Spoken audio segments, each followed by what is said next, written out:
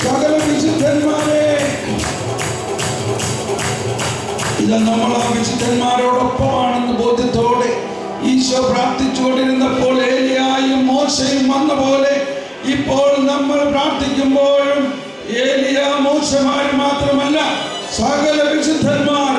ഇപ്പൊ നമ്മൾ പാട്ട് പാടിയവരും അല്ലാത്തവരുമായ സകല വിശുദ്ധന്മാരും